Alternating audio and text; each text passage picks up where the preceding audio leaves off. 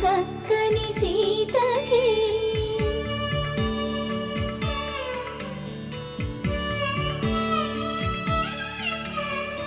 ఎర్ర జాబిలి చేయి రాముడేడని అడుగుతుంటే